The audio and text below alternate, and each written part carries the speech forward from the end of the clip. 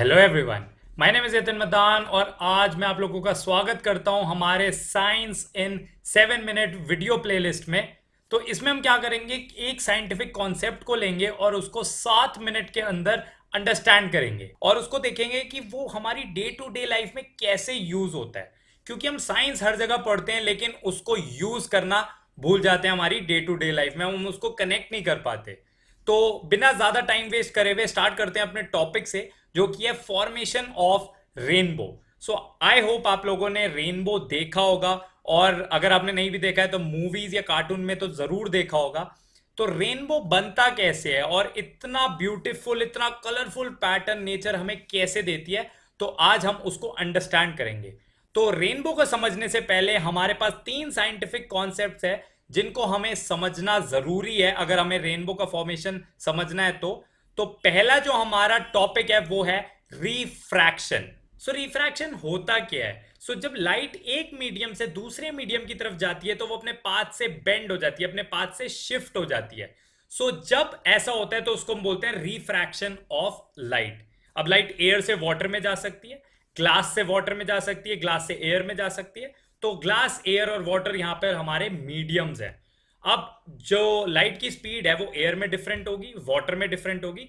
तो यही change of speed की वजह से हमारा रिफ्रैक्शन होता है। आप ये घर पे ट्राई कर सकते हो। आप एक ग्लास ले सकते हो, उसके अंदर पेंसिल डिप करना और आपको लगेगा कि वो पेंसिल बेंड हो गई है, क्योंकि लाइट क्या है, वो वाटर से एयर की तरफ जा रही है और एयर से आपकी आईज में जा रही है। तो जब वो वाटर से एयर की तरफ जा रही है तो वो बेंड हो रही है और हमें ऐसा लग रहा है कि पेंसिल बेंड हो गई है। जो हमारा सेकंड फिनोमेना है वो है डिस्पर्शन ऑफ लाइट। अब जो व्हाइट लाइट होती है वो 7 कंपोनेंट से बनी होती है और उन 7 कंपोनेंट्स को याद करने का तरीका है VIBGYOR: violet, indigo, blue, green, yellow, orange and red. आप देख पा रहे हो कि लाइट रे जो हमारी यहां से जा रही है, एक ग्लास प्रिज्म में जा रही है, तो वो 7 कंपोनेंट्स में सेपरेट आउट हो गई है। इसको हम बोलते हैं डिस्पर्जन। ये हमारे 7 कंपोनेंट्स है। यहाँ पे आप देख रहे हो मैंने एरोज बना दिए, 7 एरोज।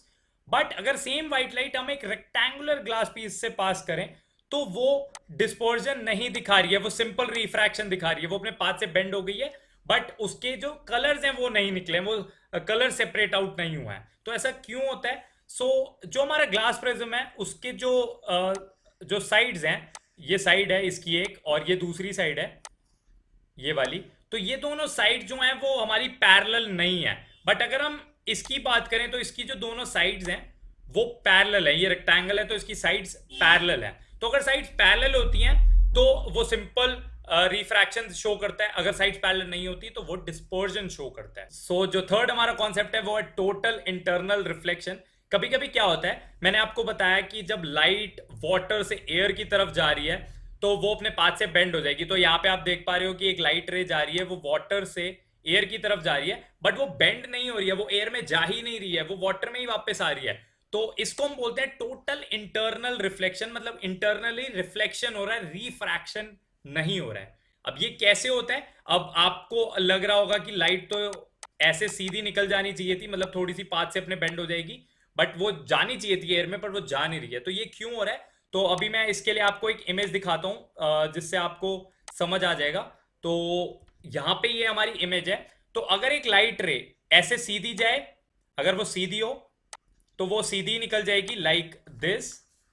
और अगर हम थोड़ा सा उसका एंगल बना दें लाइक दिस, तो हमने थोड़ा सा एंगल बना दिया तो वो रिफ्रैक्ट कर जाएगी, अपने पाथ से शिफ्ट कर जाएगी। उसको जाना चाहिए था सीधा बट वो अपने पाथ से शिफ्ट कर दी गई। अगर हम एंगल को थोड़ा और बढ़ा दें, इस एंगल को थोड़ा और बढ़ा दें, यहाँ पे आप देख पा रहे हो यहाँ पे 90 डिग्री का एंगल है, यहाँ पे थोड़ा सा कम एंगल है, थोड़ा सा उस एंगल को हमने बढ़ाया है। सपोज ये वाला एंगल हमारा 10 डिग्रीज है, ये वाला एंगल हमने 30 डिग्रीज कर दिया है। तो वो ऐसे सरफेस के साथ चली गई लाइट, पानी के सरफेस के साथ चली गई लाइट।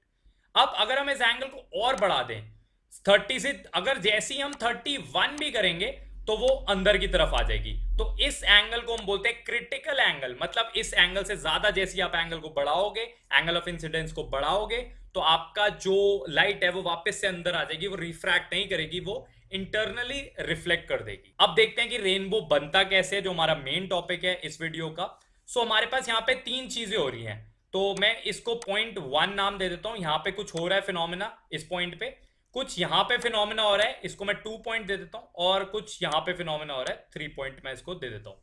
तो जब व्हाइट लाइट आई तो आपको पता होगा रेनबोज तभी हमें दिखते हैं जब सनलाइट भी हो और हमारी रेनफॉल भी हो रही हो।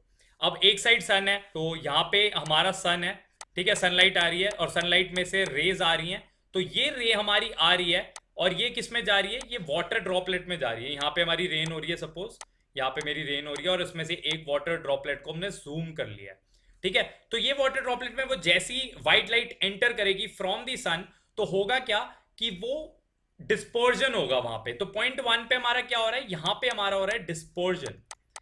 डिस्पर्जन का मतलब कि व्हाइट लाइट हमारी 7 कंपोनेंट्स में निकल गई है, वो सेपरेट आउट हो गई है।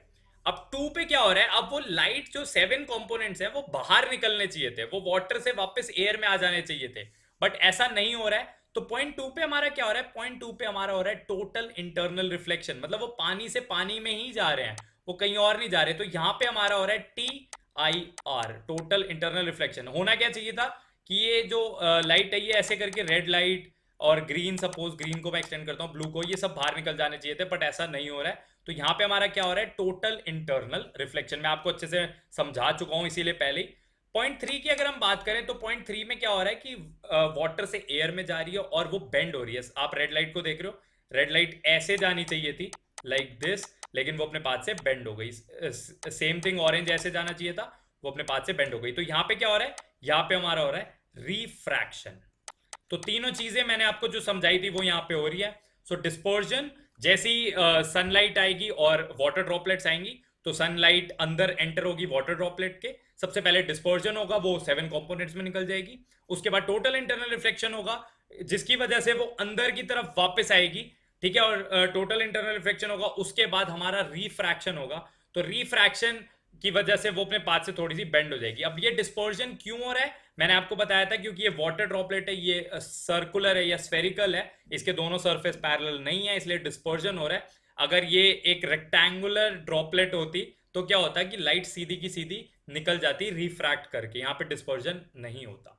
सो इसी वजह से जब ये सारा कंबाइन होता है, ये हमने एक वाटर ड्रॉपलेट की बात की है, जब सारी वाटर ड्रॉपलेट्स का जो हमारा स्पेक्ट्रम है, जो 7 कलर्स हैं वो कंबाइन होते हैं, तो हमें एक बहुत सुंदर सा रेनबो दिखता है। So this is how rainbow is formed. I hope आपको समझ आ गया होगा। सो अब हम मिलेंगे अपने नेक्स्ट वीडियो में। Bye bye.